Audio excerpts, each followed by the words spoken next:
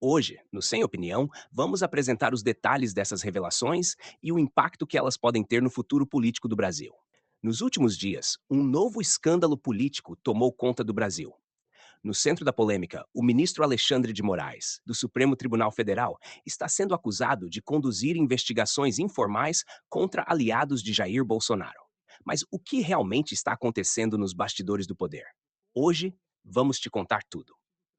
Tudo começou com uma reportagem assinada pelo jornalista Glenn Greenwald, que trouxe à tona supostas conversas entre assessores do ministro Moraes, indicando que ele teria usado o Tribunal Superior Eleitoral para investigar aliados de Bolsonaro fora dos procedimentos formais.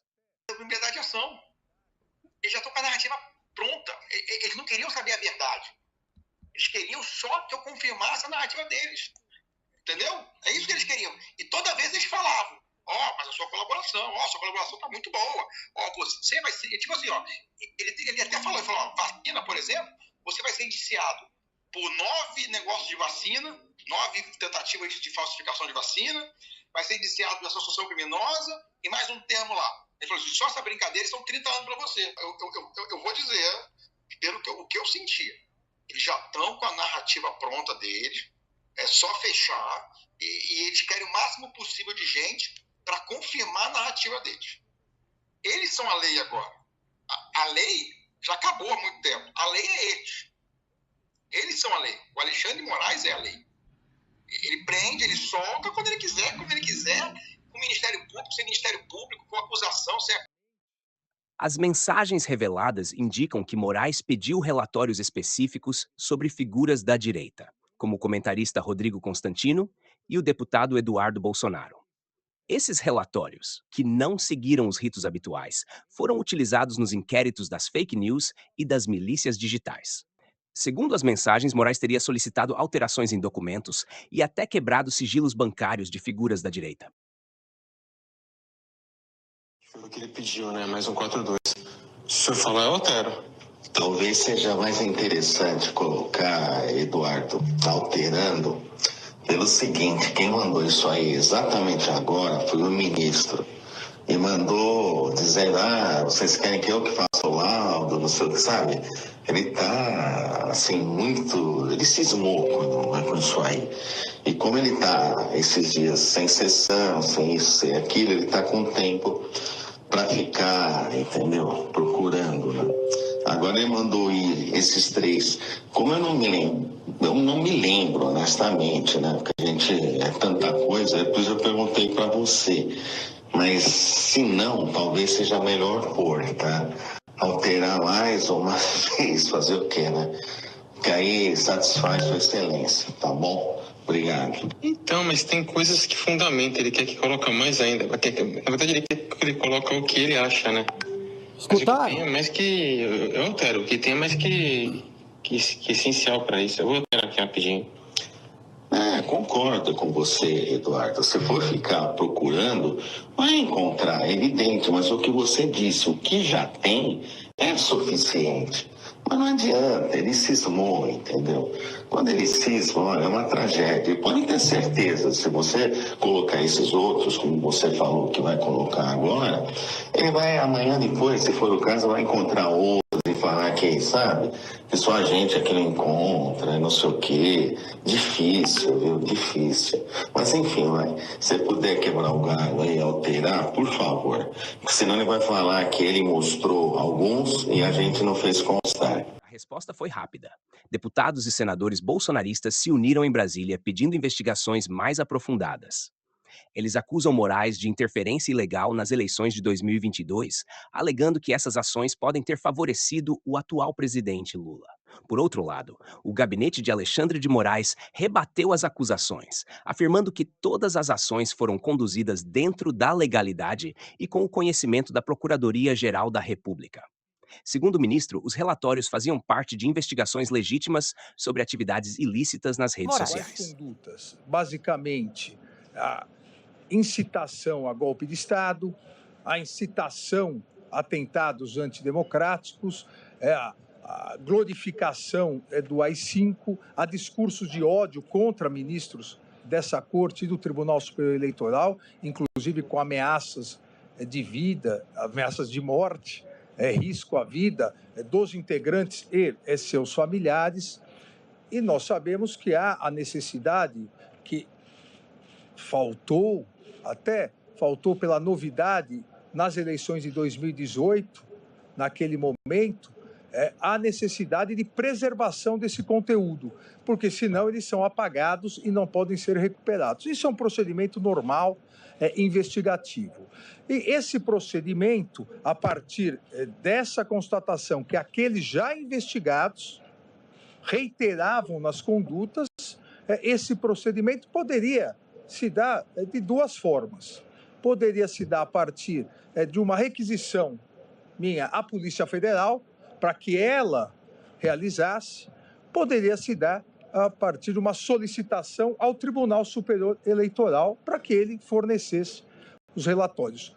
Como foi muito bem salientado, informações objetivas e públicas, o que estava postado publicamente, para se evitar exatamente que depois fossem apagados.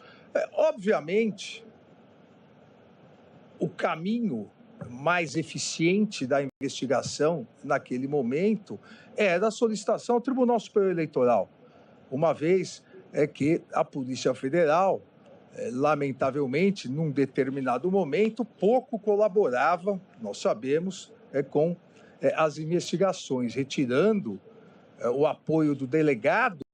O delegado que atuava nos inquéritos chegou a ficar com um único agente policial para poder realizar todas as diligências. E, obviamente, foi dito, seria esquizofrênico eu, como presidente do Tribunal Superior Eleitoral, me auto-oficiar. Até porque, como presidente do Tribunal Superior Eleitoral, no exercício do poder de polícia, eu tinha o poder pela lei de determinar a feitura dos relatórios. Hoje esse meio investigativo continua possível, esse compartilhamento de provas, que é um meio admitido pelo Supremo Tribunal Federal. Hoje sim, eu oficiaria a ministra Carmen, porque agora a presidência do Tribunal Superior Eleitoral é da ministra Carmen. Então, eu, como presidente do TSE, determinava a assessoria que realizasse o relatório. O relatório realizado oficialmente, esse relatório fica nos arquivos do TSE e era enviado oficialmente ao Supremo Tribunal Federal. É enviado e protocolado no inquérito e na investigação específica, dado imediatamente ciência à Procuradoria-Geral da República e remetido à Polícia Federal para a continuidade das investigações. Vários desses relatórios, quando realmente demonstravam essas publicações, porque algumas, inclusive, apesar da celeridade, algumas eram apagadas. Mas quando se constatava a materialidade da permanência ou da continuidade da atividade ilícita, esses relatórios eram juntados, compartilhados do TSE com o Supremo Tribunal Federal, como é possível nesse compartilhamento de provas. E todos eles diziam sobre o quê? Todos eles sobre gabinete de ódio, todos eles diziam sobre fraude nas urnas eletrônicas, tentativa de golpe, o chamamento ao que depois ocorreu em 12 de dezembro, no dia da diplomação, a depredação da Polícia Federal, aquele ônibus que foi incendiado aqui em Brasília, a glorificação da tentativa de bomba no aeroporto de Brasília, nas vésperas do Natal, a tentativa de tumultuar a posse do novo presidente da República. Tudo isso já vinha sendo investigado, tanto no inquérito das fake news quanto nas milícias digitais, e novos fatos foram sendo agregados e, lamentavelmente, todos sabemos, e parece que alguns esqueceram, isso resultou na tentativa de golpe do dia 8 de janeiro. Que, diferentemente, presidente, e aproveitando essa oportunidade, diferentemente do que alguns dizem, Dia 8 de janeiro houve muita violência. Quase mataram 3 policiais. No vídeo institucional do Supremo Tribunal Federal, nós até homenageamos uma das policiais que quase foi morta. Então houve muita violência, sim.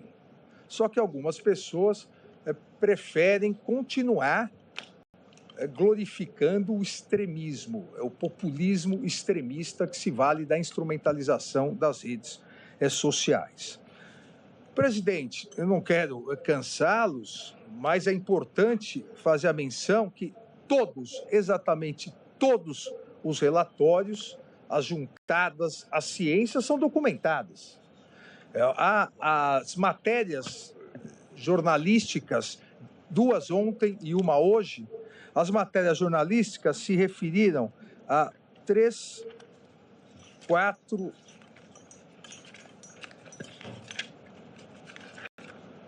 5, 6, 7, 8 pedidos de relatórios.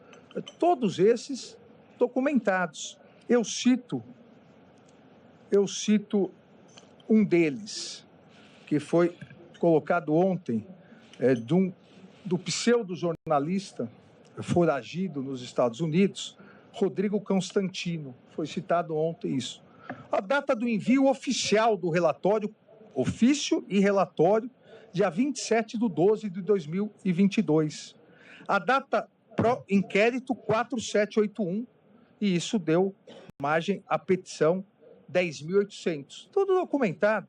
A data da autuação, uma vez que estávamos no recesso, a data da autuação aqui no Supremo Tribunal Federal, dia 5 de janeiro de 2023.